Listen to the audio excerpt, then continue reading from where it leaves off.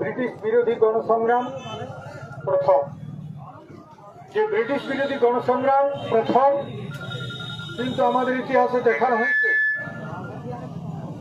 1857 সালে যে সিপাহী বিদ্রোহ, সেই সিপাহী বিদ্রোহকেও দেখানো হয়েছে প্রথম লড়াই সংগ্রাম, এবং মঙ্গল পাণ্ডের ফাঁসিকে দেখানো হয়েছে সেই সংগ্রামের প্রথম শহীদ বলা হয়েছে, জাতীয় শহীদ ভারতবর্ষের মঙ্গল পাণ্ডেকে। আমরা কিন্তু এই ইতিহাসকে বিকৃত ইতিহাস মনে করছি। এই জন্যই মনে করছি যে সেদিন 1857 সালে মঙ্গল পাণ্ডে ব্রিটিশ পুলিশে যোগদান করেছিল। ব্রিটিশ পুলিশে যোগদান করে সেদিন যদি শূকরের চর্বি এবং গরুর চর্বি যদি টোকাতে না দেয়, এই চুমাটা এইদিকে করে দিতে হবে না, এইদিকে করো।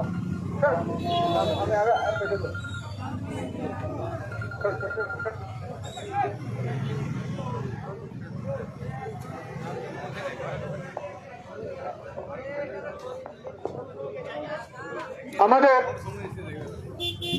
সেদিন গরুর চর্বি এবং শূকরের চর্বি যদি না দিত, ওরা তো আরামে চাকরি করতে গেছিল, চাকরি করত ওরা, কিন্তু গরুর চর্বি শূকরের চর্বি দেওয়ার জন্য রিভোল্ট হয়েছিল, তার জন্য ফাঁসি হয়েছিল। স্বাধীনতার লড়াইয়ে যায় ফাঁসি হয় না। আর এটা ছিল ব্রিটিশ বিরোধী গণসংগ্রাম প্রথম। এরা বলেছিল, তুমি আমার এখানে কে? আমার মাটি, আমার জঙ্গল, আমার পাহাড়, আমার নদী, তোকে আমি কিসের জন্য খাজনা দিব? আমার গাঁও, আমার রাজ, পুলিশ, ব্রিটিশ পুলিশ দূর হটো, এইটা বলেছিল রঘুনাথ মাহাতো। সেই রঘুনাথ মাহাতো আজও বিতর্ক, বলছে এই শহীদ নয়, অমুক শহীদ বটে, কিছু লোক লাগে পড়েছে। আরে বাবা, ইয়ার জন্মদিন আলাদা, ইয়ার ঘর গোইঠা দিয়ে ইয়ার বাপ আলাদা, আর তোমাদের রঘুনাথ সিং আলাদা। আমরা তাকেও নমস্য ব্যক্তি মনে করছি, কিন্তু এটা ওইটা বটে। আপনারা কেন বলছেন? আপনারা কেন বলবেন? তা আজকে আমরা আরোটা ঘোষণা করেছি, আবার ঘোষণা করছি। আমরা বলেছিলাম সেদিন পুলিশি সন্ত্রাসের বিরুদ্ধে, পুলিশি অত্যাচারের বিরুদ্ধে, যে আমাদের এখানে যে অভিজিৎ ব্যানার্জি এসপি ছিল এবং রাজ্যের বিভিন্ন জায়গা থেকে সরকার পুলিশ মাগায় আমাদের কর্মীদের উপর অত্যাচার করেছিল। আমাদের শিশু, যুবক, বৃদ্ধ, বৃদ্ধা কাউকে বাদ দেয় নাই। আমাদের কেস দেওয়া হয়েছে, আমাদের লোককে গ্রেপ্তার করা হয়েছে, আমাদের লোককে অ্যারেস্ট করা হয়েছে। এবং তার প্রতিবাদে আমরা মিটিং করে আমরা সেই দিনে বলেছিলাম যে আর কিন্তু এই টিএমসি সরকারকে একটিও ভোট আমরা দিচ্ছি নাই, 8ই অক্টোবর বলেছি। এবং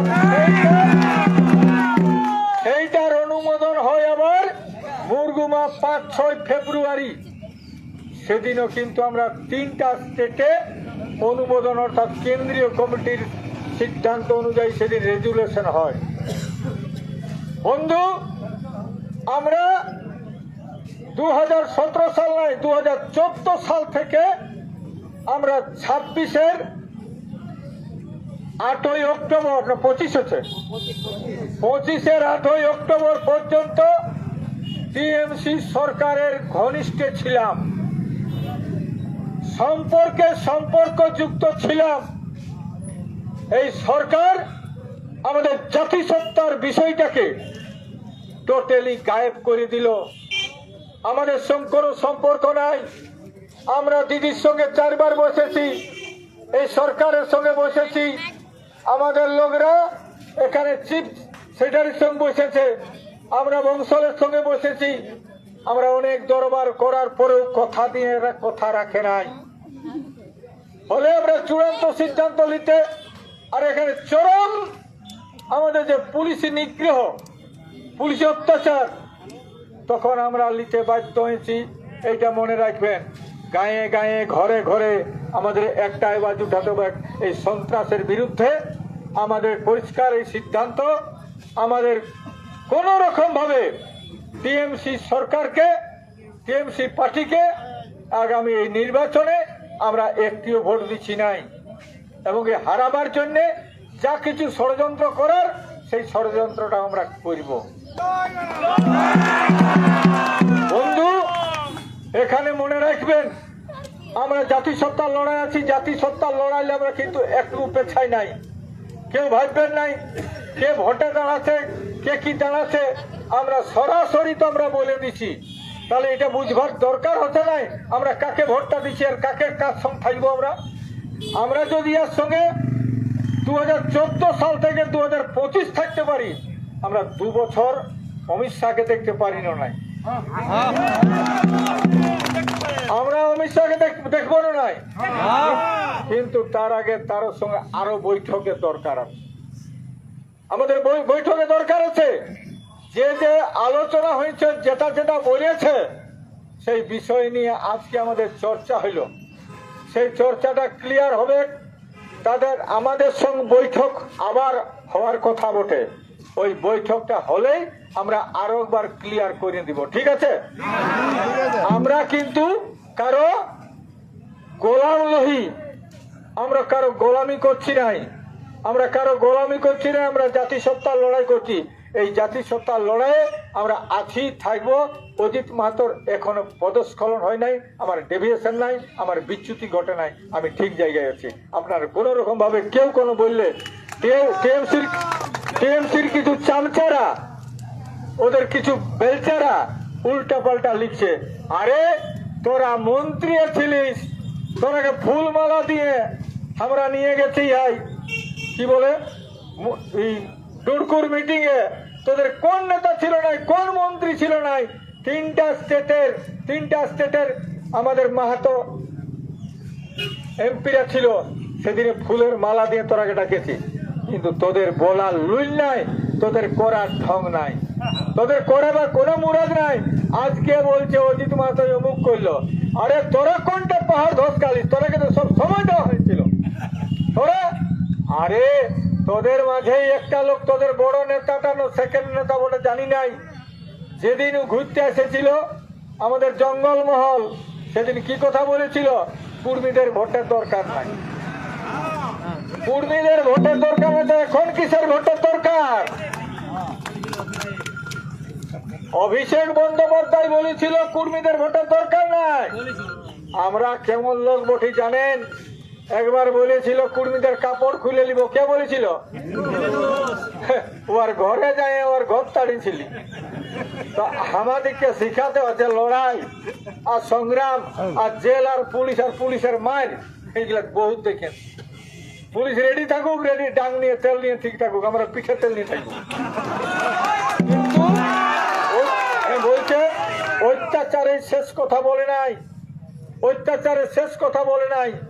এটা বহুত মহাপুরুষরা বলেছে। আমাদের লড়াই, আমাদের সংগ্রাম, আমাদের পরিষ্কার কথা, এসটির দাবি চলছে, এসটি নিয়ে কেই ছাড়ব, আর বেশি দেরি হচ্ছে না। আমাদেরকে অমিত শাহ বলেছে যে কুড়মালি ভাষাকে অষ্টম তফসিল ভুক্ত করছি, আটটুকু দাঁড়াবে। তো এই বিষয়ে আমাদের চর্চা হবে। আজকে আপনারা যেমন এসেছিলেন, ঠিক আছে, আপনারা যাবেন, কিন্তু ঘরে ঘুমাবেন নাই, কারণ ঘুমালে চুরি হয়ে যাবে। আর বহুত রকম ওদের ফান্দা আছে, বহুত রকম কিছু আছে। ওরা অনেক রকম কথা বলতে জানে, কোনো মিথ্যা কথা, কোনো প্রলোভনে আমাদের লোক কেউ শিকারে ওদের ঝান্ডার তলে যাবেন নাই। পরিষ্কার কথা, আমরা আমাদের আদিবাসী কুর্মী সমাজের 4টা জেলায় এখানে আজকে আমাদের স্টেটের নেতারা, স্টেটের যে আমাদের রাজ্য কমিটির সম্পাদক বীরেন মাহাতো এখানে এসেছে, বাঁকুড়ার প্রেসিডেন্ট এসেছে, সমস্ত নেতৃত্ব এখানে পৌঁছেছে। আগামী দিনে আমরা সেইভাবে প্রোগ্রাম আমাদের একটা চেক আউট করেছি, আমাদের ইমিডিয়েট একটা বৈঠক আছে, সেই বৈঠকে অমিত শাহর সঙ্গে সেকেন্ড মিটিং হতে পারে, অমিত শাহ কাগজ প্রতিনিধি পাঠাতে পারে, আমরা তাদের সঙ্গে বৈঠক হয়ে আরও আমরা ক্লিয়ার করব আমাদের যে কিছু বলার আছে, ওরা পেপারটা কি লিখবে কি সব এই সম্পর্কে একটা আলোচনা হবে আর সেদিন ঠিক করব। তো আজকে আমাদের রঘুনাথ মাহাতো যে অমর শহীদ এবং আমাদের যে বীর শহীদ অমর শহীদ আমাদের রঘুনাথ মাহাতোকে শ্রদ্ধা জানাই। আজকে আমরা আমাদের বক্তব্য আমাদের যে তার জন্ম ডহরণ ছিল, যেটা জন্মদিনে যে ডহরণ আজকে এখানে সমাপ্তি হচ্ছে। সবাইকে জোহার।